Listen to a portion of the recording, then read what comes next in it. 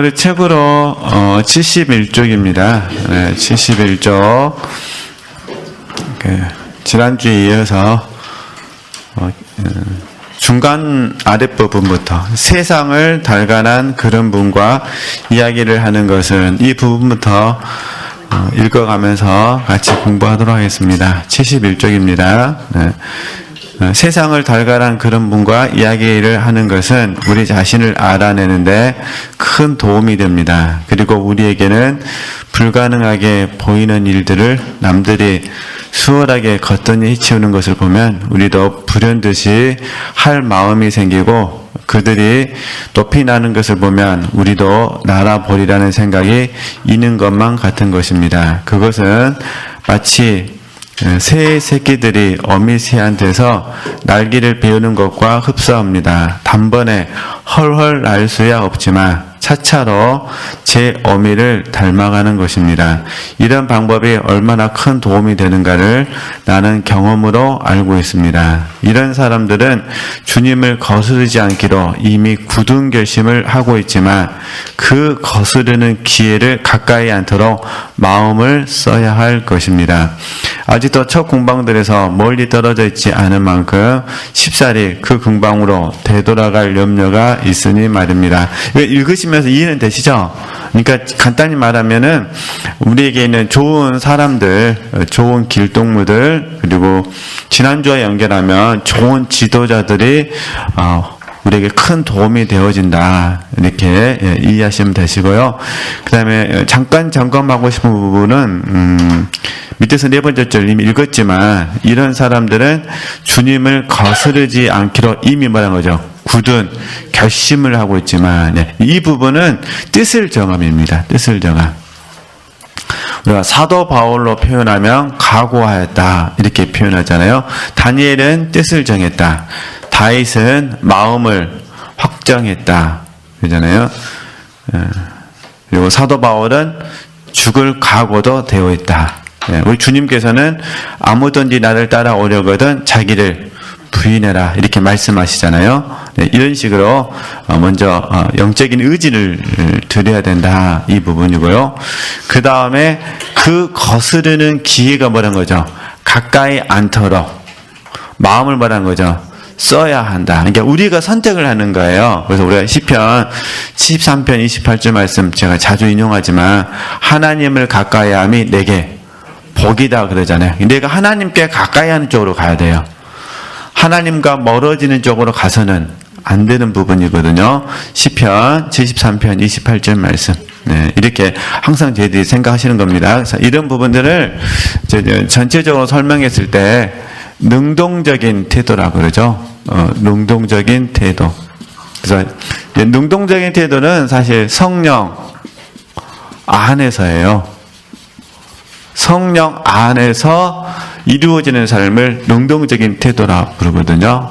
그리고 성령이 역사하신 게 성령으로라고 적용될 때는 저희가 수동적인 태도라 이렇게 부르죠. 그러니까 우리에게는 성령으로 역사하는 수동적인 태도도 있어야 되지만 퍼센티지로 따지면은 사실은 성령 안에서 능동적인 태도가 훨씬 많아야 될 부분이거든요. 근데 우리 육체는 성령 안에서보다는 성령 우로를 좋아하죠. 그러나 성경을 우리가 깊이 묵상해 보면 성령 안에서가 훨씬 더 많거든요. 그러니까 성장하신 분들에게, 또 영적으로 성숙하신 분들에게, 변화를 더욱더 추구하신 분들에게는 성령 안에서 능동적인 태도가 훨씬 많아요. 이게 이제 대표적인 말씀이 로마서 12장 1절에서 2절 말씀이죠. 대표적인 말씀이 하나님의 선하시고 기뻐하시고 온전하신 뜻을 뭐라는 거죠? 분별하라. 네. 그래서 이제 이런 의미가 있다는 거. 그러니까 수동적인 태도도 너무 감사하죠. 왜냐면 성령으로 우리가 삶을 사는 거니까.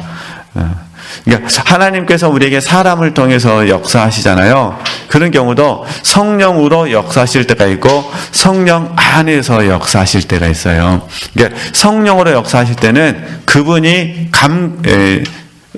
하여튼 예를 들면 A라는 분이 B라는 분이 교제를 하는데 성령으로라고 할 때는 A라는 부분이 갑자기 마음속에서 감각됨이 있어가지고 B라는 분에게 전화를 한다든가 기도를 해주는 경우를 말하는 거예요. 그러면 성령 안에서는요, 믿음으로, 감각됨이 없어도 어떻게 하는 거죠? 믿음으로 기도해 주시는 거예요. 이게 성령 안에서가 되는 거죠. 예를 들면 우리가 1:1 나눔을 한다. 1:1 나눔은 성령 안에서가요? 성령으로 될까요? 성령 안에서죠. 매 주마다 나누라 이렇게 말씀 안 하시잖아요. 그러신가요? 독서 모임 성령 안에서가 성령으로 올까요? 성령 안에서죠. 목요일만 되면 하나님이 가서 공부해라, 영혼의 성 챙겨서 갖고 가라, 몇 페이지 펴라, 안 그러신다는 거예요. 우리는 믿음으로 성령 안에서 어떤 능동적인 태도를 갖는 거죠. 그러잖아요. 이렇게 이해해 주셨으면 좋겠다, 그런 부분입니다. 그러나 어떤 경우에는, 그래서 독서 모임을 위해서 우리 주님께서 아침에 깨우셔가지고 기도하게 하신다든가, 항상 그러면 큰일 납니다. 그러면 안 되고, 어떤 경우에, 이런 경우는 어떻게 표현한다는 거죠? 성령으로 표현하는 부분이죠. 그러니까 우리가 경건에 이르기를 연습하라, 동일한 의미예요. 디모데전서 4장 7절에서 8절 말씀이잖아요. 경건에 이르기를 연습하라는 것은 능동적인 태도예요. 성령께서 감동 주셔가지고 또 1시간 동안 기도하고 1시간 동안 성경 읽고 1시간 동안 경건서적 읽고 이렇게 안 하신다는 거예요. 이해되시겠죠? 그러니까 그 대신 어떤 경우에는 하나님이 책을 보게 하시고, 이해되시겠죠? 어떤 경우에는 하나님이 기도하게 하시고, 이런 경우는 이제 성령으로. 그러니까 우리는 수동적인 태도도 감사한데 더 가져야 될 태도는요, 능동적인 태도. 이 부분이죠. 이 능동적인 태도를 가지신 분들의 첫 번째 자세는 마음에 결심을 했다는 거, 뜻을 정했다는 거, 그죠? 성장, 성숙, 변화를 향해서 뜻을 정했다, 이제 확정됐다, 그죠? 이 부분이고, 그 다음에는요, 내가 성장, 성숙, 변화를 힘쓸 수 있는 그 기회를 붙잡는 것이고, 성장, 성숙, 변화를 방해하는 곳에는 가지 않는 것이고, 이런 훈련들이 중요하다. 그걸 말씀을 드리는 겁니다. 네. 그러면 보겠습니다. 네. 그 다음 페이지를 보시면요. 네. 그러니까 아직 상궁방이나 사궁방에 들어가지 않는 분들에게 경계의 말씀을 하시는 부분입니다. 네. 그러면 다시 이제 72쪽을 보시면은 그뿐 아니라 그들의 힘은, 아직 7궁방까지 들어가지 못한 그들의 영적인 힘은 아직 깊은 땅 속에 뿌리를 박지 못한 때문입니다. 이게 돌짝밭이잖아요. 우리 돌짝밭 두 가지 특징 아시잖아요. 첫 번째는 흙이 얕다는 거, 두 번째는 돌이 많다는 거, 그런 부분이잖아요. 그런 의미에서 흙이 얕으면 땅 속에 뿌리를 박지 못하니까 금방 흔들리게 된다. 영적인 성장과 변화를 도모하는 장소에 있어야 되는데 그곳에 가지 않으면, 이해되시겠죠? 금방 넘어지게 된다, 그 말입니다. 세상 풍파를 다 치른 사람들처럼 벌써 산전수전 다 겪고 나서 무서울 것도 아쉬워할 아무것도 없는 그런 사람들이 뭐라는 거죠?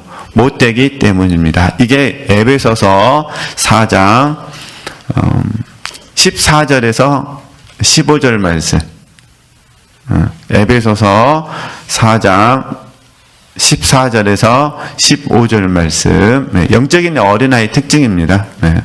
그들은 인간을 낚아채는 명수, 악마잖아요. 악마가 한번 큰 바람을 일으키면 이 세상의 쾌락에 도로 쓰러질지도 모릅니다. 남들을 제약에서 구해내겠다고 열심을 내면서도 막상 자기 위에 닥치는 유혹을 뭐는 거죠? 막아내지 못할지도 모릅니다. 그래서 이건 이제 쉽게 예를 들면 이런 부분이에요. 우리가 하나님 앞에서 오름이 아니라, 이해되시겠죠? 하나님 앞에서 오름이 아니라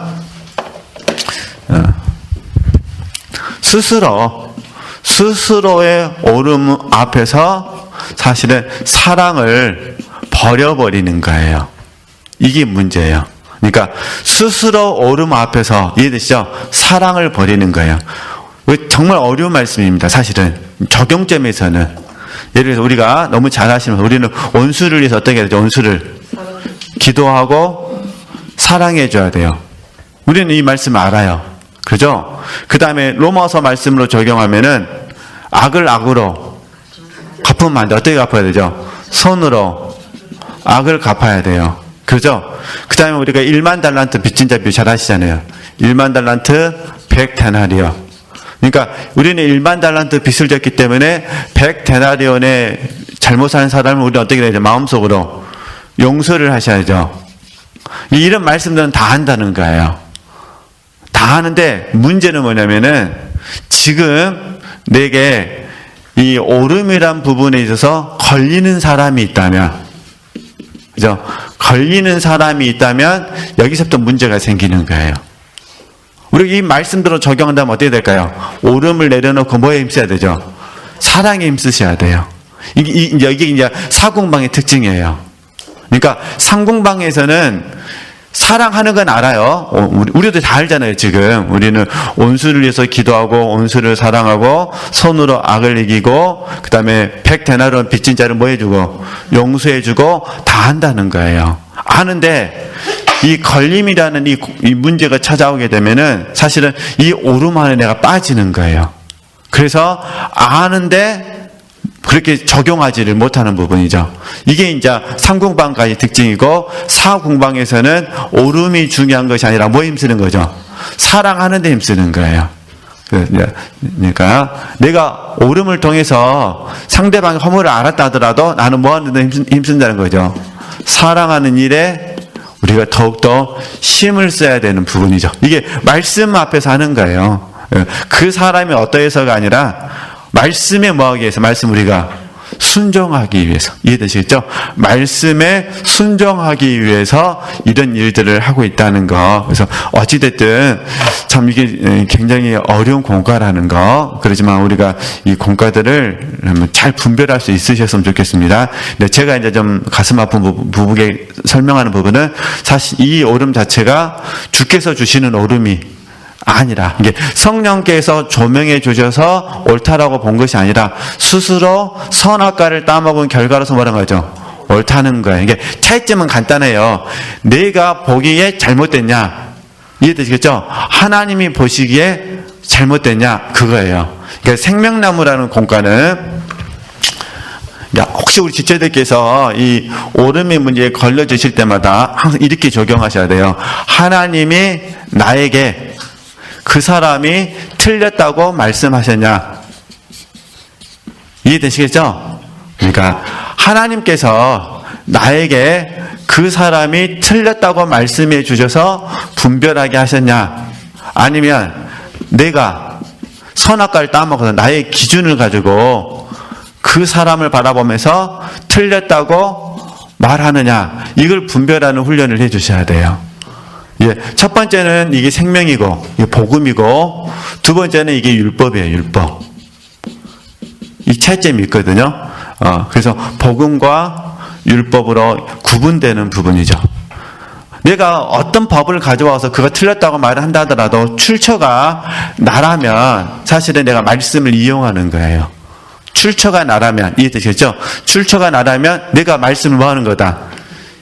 이용하는 거예요. 그러니까 바리새인들이 예수님을 마음에 안 들었어요. 그죠? 그러니까 어떻게 하는 거죠? 구약 성경을 가지고 와서 예수님을 비난하시는 거예요.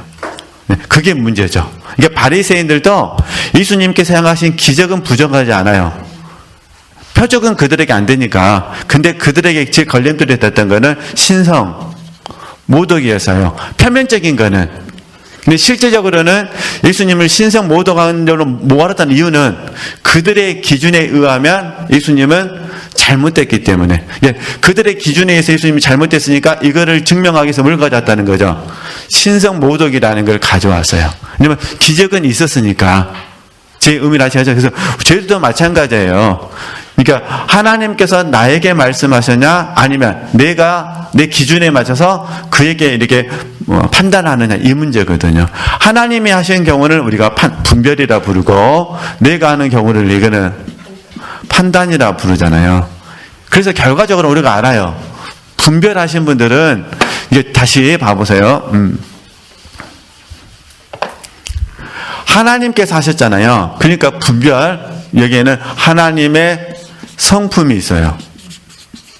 내가 했어요? 판단을 했어요. 여기 뭐가 있어요? 여기는 하나님의 성품이 없어요. 뭐가 있어요? 나의 성품이 있어요. 그 중에 가장 아픈 가나안 7족속이 있어요. 어차피 우리는 가나안 7족속을 우리는 갖고 살기 때문에 우리 안에 안 떠납니다. 이거는 떠날 수가 없습니다. 육신의 장막접을 벗어버려야만 이게 없어지는 거예요. 육신의 장막접을 갖고 있는 동안에는 뭐 하는 거죠? 있어요. 그래서 우리가 마지막이 중요하다는 게 그거예요. 지금은 우리가 이걸 잘 다스렸는데 앞으로 20년 후에 권사님들도 20년 후에 몇 세가 될까요? 90 몇 세가 되실까? 저도 20년 후면 70 몇 세가 되는 거니까 이렇게 돼가지고 우리가 서로 파트너가 돼버리면 복잡한 문제가 생깁니다. 서로 힘이 없는 상태에서 파트너가 돼요. 목사님 이러시고 나는 권사님 저 힘이 없어. 지금 힘이 있어서 삿대질해도 하는데 그때는 누워가지고도 저는 찾아가다가 그냥 너무 걸음걸이가 너무 늦고 권사님도 누워 계시고 나는 찾아가다가 20년 후는 그렇게 되겠네요. 그래서 저도 이렇게 강의하거나 설교할 때는 제가 가나안 7족속 웃으면서 설명하지만 속으로는 엄청 저도 두렵습니다. 왜냐하면 이거는 없어지는 것이 아니라 뭐 하는 거니까 지금 하나님의 은혜로 없는 것처럼 뭐 하는 거죠? 보여지는 거지. 하나님이 은혜 거두어 가시면 바로 뭐가 나오니까 가나안 7족속이 나오거든요. 그 중에 정말 어떤 사람은 교만이 나올 수도 있겠지만 대체적으로 우리 한국 분들은 교만보다는 섭섭이가 먼저 나와봅니다. 우리 한국 사람은 섭섭한 것이냐, 섭섭이가 확 나와버려요. 이게 참 심각한 문제인데 어찌됐든 이렇게 구분하시는 겁니다. 근데 이거는 계속 배우셔야 돼요. 배우고 또 배워야 돼요. 우리가 다윗을 이야기할 때 다윗이 시글락으로 내려가잖아요. 얼마나 힘들었으면 내려갔겠어요. 그러잖아요. 그리고 나발을 죽이려고 하잖아요. 얼마나 힘들었으면 나발을 죽이려고 했겠어요. 그 순간만큼은 그러듯이 저희들도 힘든 순간이 있으면 그런 마음이 들어온다 그런 부분입니다. 그래서 우리 서로 더 하나님 앞에 열심히 훈련했으면 좋겠다 그런 의미에서 말씀드렸고요. 이제 마귀가 우리를 공격하고 있으니까 계속 보겠습니다. 다시 한번 읽겠습니다. 그들은 인간을 낚아채는 명수, 악마가 한번 큰 바람을 일으키면 이 세상의 쾌락에 도로 쓰러질지도 모릅니다. 남들을 제약에서 구해내겠다고 열심을 내면서도 이게 지금 이해되시겠죠? 자기 열심이거든요. 막상 자기 위에 닥치는 유혹을 뭐라는 거죠? 막아내지 못할지도 모릅니다. 남의 잘못이랑 그만두고 우리 잘못이나 뭐라는 거죠? 똑똑히 봅시다. 그러니까 내가 먼저 변화돼야 된다. 짜여진 규칙 안에서 사는 사람들이 대개는 남의 일에 놀라기가 일쑤입니다만 때로는 우리가 놀라는 그 사람들한테서 도리어 근본적인 무엇을 배울 때가 있습니다. 겉모양이나 사는 법으로 보아서는 우리가 그런 이들보다 더 나을는지 모릅니다. 수녀들에게 하시는 말씀입니다. 물론 이것이 나쁘다 할 수는 없어도 이것만이 그리 대단한 것이 아니고 따라서 누구든지 다 우리와 같은 길을 가야 한다고 내세울 이유도 없을 뿐더러 더욱이 자기도 무엇인지 잘 모를 영혼의 길을 남에게 가르친답시고 뭐라는 거죠? 덤빌 것도 아닙니다. 그래서 영혼의 길은 성장의 길을 말합니다. 성장의 길. 다시 이제 봐보세요. 다시 설명하면은 아벨라텔에사는 7궁방. 그죠? 지금 이 말씀을 듣는 수녀들은요. 1궁방, 2궁방, 3궁방. 지금 우리가 오늘 이제 4궁방으로 들어가잖아요. 그러니까 이 3궁방 안에 들어가 있는 그 분들에게 조심해야 된다. 그 말이에요. 조금 알았다고 남들을 가르치려고 하는데 그러지 말고 누굴 더 가르치자는 거죠? 자기 양육에 뭐 하자는 거죠? 힘썼으면 좋겠다. 왜냐하면 아직 4궁방도 잘 모르고 5궁방, 6궁방, 7궁방도 모르는 상태에서 다른 사람에게 가르치다 보면은 실패할 수가 있기 때문에 다른 사람을 가르치는데 나는 그 가르침대로 살지 않아서 넘어질 수 있기 때문에 그런 내용이잖아요. 그래서 자기 양육에 더 힘썼으면 좋겠다. 이제 그렇게 말하는 겁니다. 자매들이여, 우리는 하나님께서 내려주신 마음, 남들이 잘 되었으면 하는 이런 마음을 가지고도 자칫하면 여러 가지 잘못을 저지를 수가 있는 것입니다. 그러기에 우리 회칙이 말하는 수동 규칙, 항상 보는 거죠. 침묵과 희망 속에서 살기를 힘쓰라는 대로 돌아가는 것이 상책입니다. 그럴 때 주께서는 그 영혼들을 보살펴 주실 것입니다. 우리는 우리대로 그 영혼들을 위하여 주께 올리는 기도를 게을리하지만 않으면 충분히 그 영혼들을 돕게 될 것입니다. 주님은 항상 찬미를 받으시기를. 이렇게 이제 3공방 끝나고요. 이제 4공방을 공부하도록 하겠습니다. 하나님께 영광 돌리겠습니다.